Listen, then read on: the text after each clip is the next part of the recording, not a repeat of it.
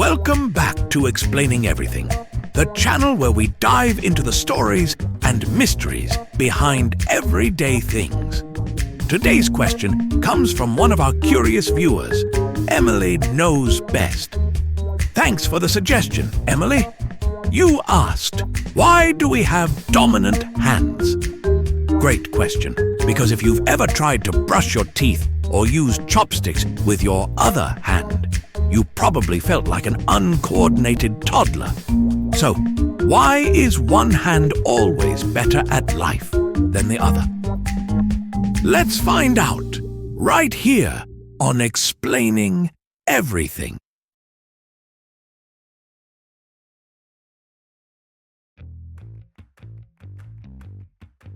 If you're left-handed, congratulations! You're part of the exclusive 10% of humanity that has had to fight against can openers, scissors, and every single desk in school. But why are most people right-handed? And why does society act like left-handed people are some kind of rare Pokemon? Well, it turns out that handedness isn't just about convenience.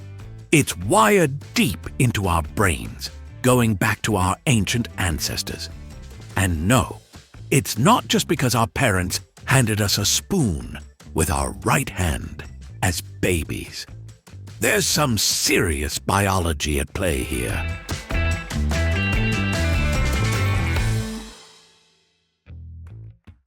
So, here's the deal.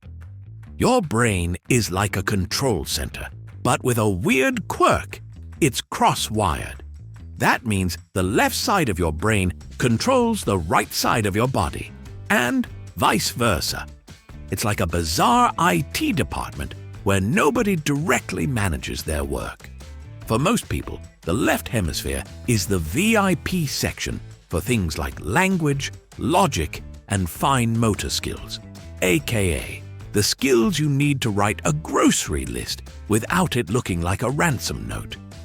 This is why about 90% of humans are right-handed. Their dominant brain hemisphere is the left one. Meanwhile, left-handed folks have a brain that's a little more, let's say, freelance. But here's where it gets even more interesting. Handedness isn't always a strict left or right deal. Some people have mixed dominance, meaning they might write with one hand, but throw a ball with the other. And then there are the ambidextrous few, whose brains seem to refuse to pick a side. Scientists are still untangling the full story, but one thing's for sure.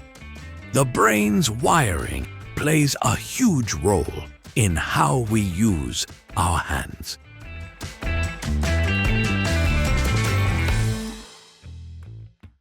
Handedness isn't just a modern inconvenience. It's been a thing for thousands of years. Archaeologists have found ancient tools and cave paintings that show even our prehistoric ancestors were mostly right-handed. So why? Well, think about it. If everyone in a tribe is swinging their weapons the same way, it makes teamwork in battle a lot easier. However, being a lefty in combat could be an advantage. Studies show that left-handed warriors had a surprise factor in one-on-one fights, kind of like how southpaw boxers can throw off their opponents today. So, if you're a lefty, congratulations. You probably would have been a terrifying medieval knight.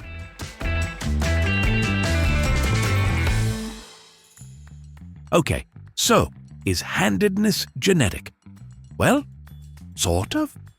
Scientists haven't found a single right-hand dominant gene, but studies suggest that a mix of genetic and environmental factors determines which hand you'll favor. It's a nature and nurture thing. If both of your parents are left-handed, you're more likely to be left-handed too. But it's not guaranteed, so don't blame your parents if you can't win an arm wrestling match. Interestingly, handedness starts developing before birth. Studies on ultrasound show that fetuses start favoring one hand over the other as early as 13 weeks. So if you've ever wondered whether your personality is set from birth, here's one clue. You were already choosing favorites before you were even born.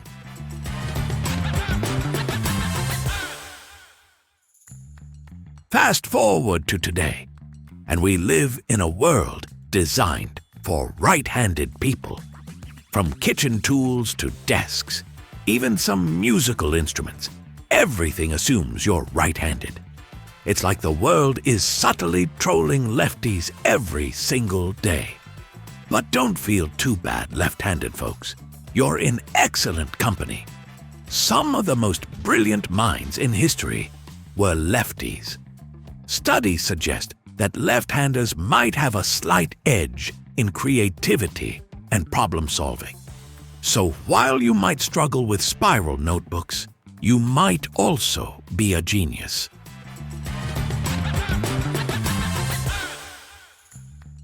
So, is it possible to train yourself to be ambidextrous? Short answer, kinda. Long answer, it's hard. Your brain has already spent years reinforcing dominance in one hand, so switching isn't as easy as flipping a switch. However, some people, like artists and athletes, train their non-dominant hands to improve coordination. If you want to try, just be prepared for a lot of frustration and some really ugly handwriting. That said, the human brain is amazing at adapting. So if you want to learn, go for it. Just don't expect it to happen overnight, unless you're a wizard.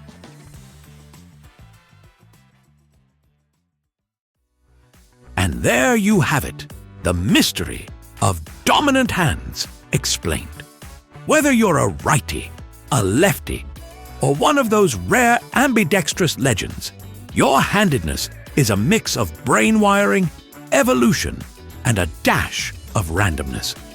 So next time you fumble something with your other hand, remember, it's science, not incompetence.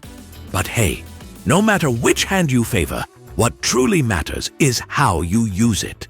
From writing and creating to playing instruments or sports, your hands shape your experiences and skills uniquely. So embrace your dominance, or lack of it, and keep making the world your own, one hand at a time.